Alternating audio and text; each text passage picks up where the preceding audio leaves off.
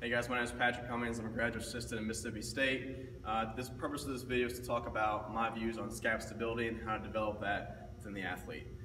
This video could easily go several minutes over the intended time. I want to keep it short. I wanted to narrow this down into a few basic points about developing scap stability and making sure that we're getting the basics first before we move on to anything too complicated and too in-depth. So if we're talking about scap stability, we need to be able to have mobility in a lot of other joints and a lot of other parts of the body.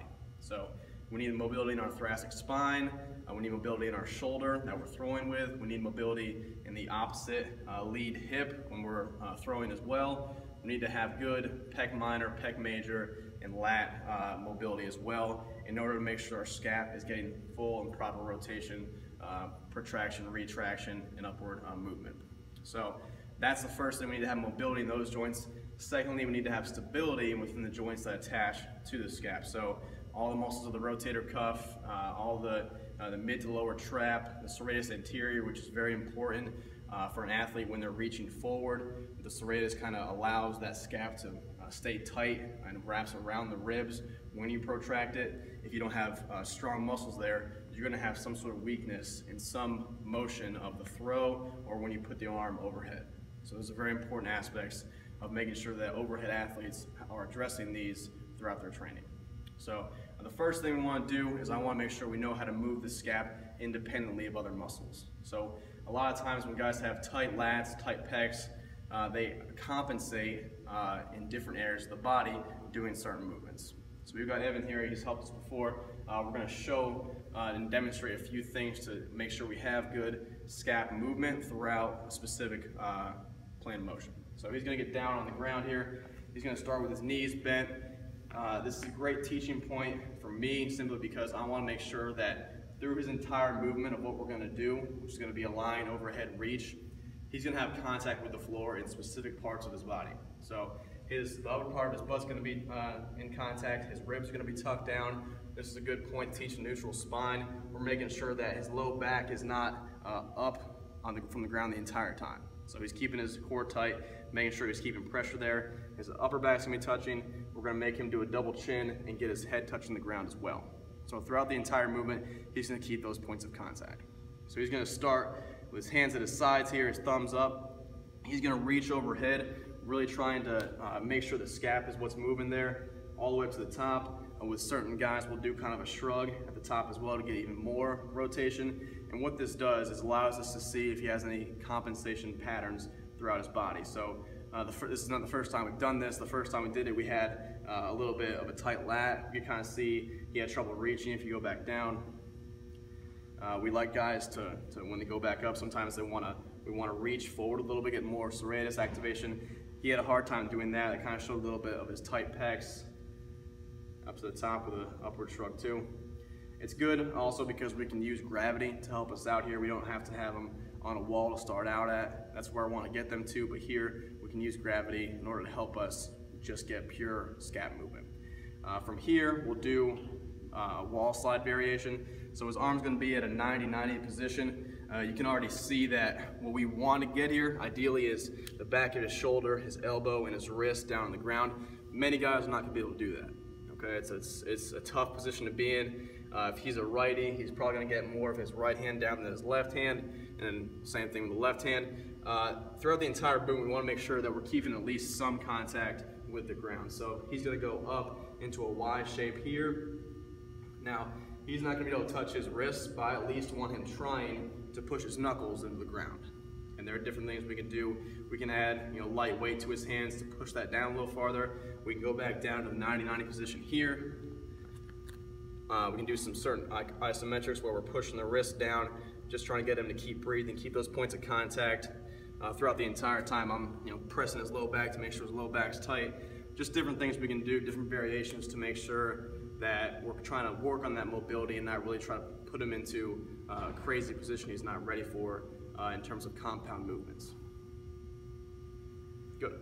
So the next stage, we want to make sure our thoracic spine is mobile. So to do that, we do a clamshell variation. So we have a few progressions for the clamshells, which I'm going to show you now. He's going to start kind of in a side fetal position here. His bottom hand is going to be in a fist in between his knees. He's going to start reaching all the way over, making sure that scap is fully protracted around his body there. He's going to come up and out, trying to get some good hip to upper back separation. The goal here is to try to get that back of the shoulder all the way down the ground. And this is the first progression. We want to make sure that throughout the entire movement, this contact staying here, and that shoulder is getting down as far as it can. So once he's mastered this, we're going to add in a foam roller here. That back leg is going to go straight. He's going to cross that knee over. This back leg is going to stay straight. He's going to do the same exact movement with his hand outstretched, get a little bit higher up there. Yeah. So same exact movement, trying to keep contact with the foam roller here. As you can see, he's kind of tight here. If we have a guy who's especially tight and just not able to put himself in that position by himself, I'll get down, I'll put one hand on his knee, one hand on his chest here. I'll tell him to breathe in with a big breath, and then as he exhales, I'll press down. So one big breath, and as he exhales, I'll kind of let himself put more into that position that we want. So let's say he's doing really well with this position, and he can get his back shoulder all the way to the ground. We're going to keep that same foam roller. He's going to go outstretched here. He's going to take that opposite hand, pull it all the way up, so it's going to stay in a straight position.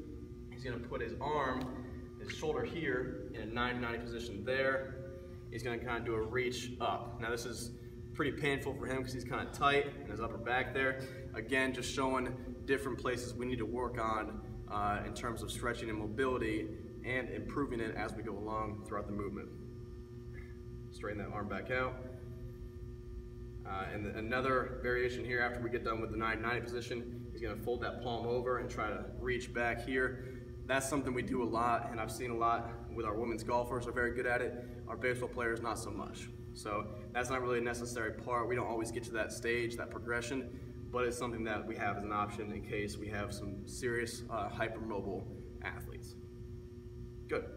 Okay. Now, when we're talking about how I want the scap to move in terms of a lot of compound exercises. So I think one of the biggest issues we have with scap work in general is there are people who still want to have, or coaches still want to have us pack down the scap throughout the entire movement if we're doing a row variation. So in my opinion, wherever the scap goes, wherever the arm goes, the scap should follow, and vice versa. Wherever the scap goes, the arm should be a part of that. We shouldn't have to pack down the scap in a row, because then once we pack it down and we row, it's basically just a bicep movement. So I want to demonstrate here how you would do a row variation. Evan's going to get in here. He's going to start in the bottom position of an inverted row. This is not a variation we would start with, but I want to make sure we can see how his scaps are moving throughout the entire movement. So he's going to start, and when he starts, I want the scap to be protracted all the way around. Okay, again, back to that reaching point. I want him to be reaching forward while keeping all of his ribs tucked in, his back flat, his body in a straight line. So he's reaching forward there. As he rows upward, I want his scap in his arm to be coming backwards at the same rate. So I don't want his scap to pinch and then his arms to pull. I want to make sure that as he goes up, his scap moves with him. So he's here, it's not fully retracted till his arms, so his hands reach his chest. So going back down, same thing. His hands go away, the scap protracts around, there. That's where I want him to finish him, okay? So he's gonna do a few reps. Normally, if we would start doing this, I would do kind of an eccentric variation where we go down very, very slowly to try to own that movement and make sure our back musculature is really strong, okay? We talked about overhead throwing athletes earlier. When guys are pitching, guys are throwing, thousands of times per year. They have to decelerate their arm, and in order to do that, they need to make sure their back is strong enough to support that kind of force repeatedly throughout the season. If not, we're going to have issues. If we can't get that scap move around, if the scap isn't strong enough within its range of motion, we're going to have issues in the anterior delt and the bicep, because that force to slow down your arm is going to be taken up by your anterior delt and your bicep. Good. So those are a few variations. Again, there are a lot of different things we could talk about with scap stability. There are a lot of different things we could go into. However, this is something I believe that we would start basic and work up to more complex movements. Something I think that we can all do with really novice athletes, and things we can progress very quickly.